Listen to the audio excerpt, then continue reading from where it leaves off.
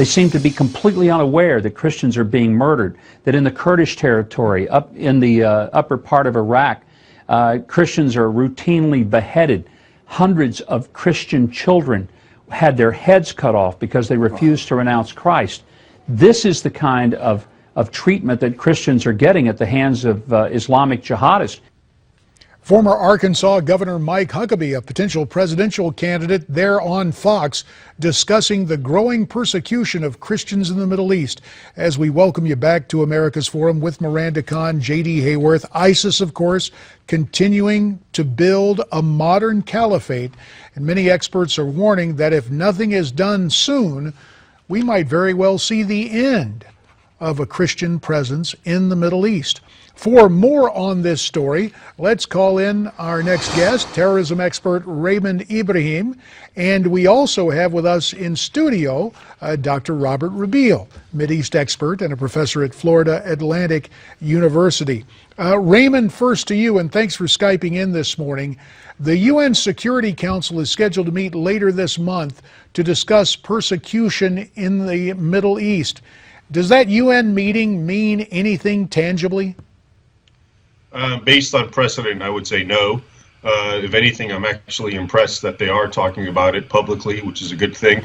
This has been going on for a long time. It's almost it's disingenuous to imply that ISIS, the Islamic State, is the beginning of this. Certainly, it's the most obvious and bloody and ruthless and systematic in its attack at Christians and other minorities. But the fact is, it's well known that Christians in the Middle East in general have been under attack in a myriad of ways, from Islamic jihadis, from governments, from mobs, and so forth. And it's always been sort of brushed under the carpet. It's not a point to be discussed. I think it'll just be discussed, but I don't think anything tangible will happen. Professor, do you agree? Yes, in large part, yes, I agree. It's good, as he mentioned, Raymond mentioned, you know, it will be more of a debate going on. It will bring more attention as to the fate and fortune, the sad fate and fortune of the Christian. But other than that, if the government, especially United States and its ally, won't do anything, it's going to be really hard to see something tangible happening to support the Christians in the Middle East. Raymond, Egyptian President al-Sisi has called for reformation of his faith and has actually embraced some of the Coptic Christian community in Egypt. I believe he attended a Christian worship service last week, if memory serves. What about al-Sisi and Egypt? Can that be a bellwether? Can that be a harbinger of change in the greater Middle East? I think al-Sisi is a good indicator. He's a good sign, and overall for a leader, he's a good leader. I don't think he as one person is enough to change an ideology, as he himself put it on New Year's Day when he gave a speech at Al-Azhar, one of the most prestigious Islamic institutions in the world in Egypt.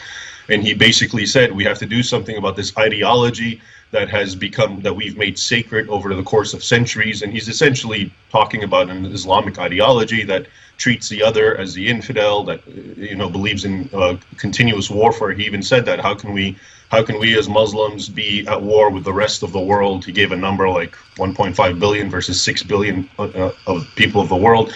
So I think all that's good.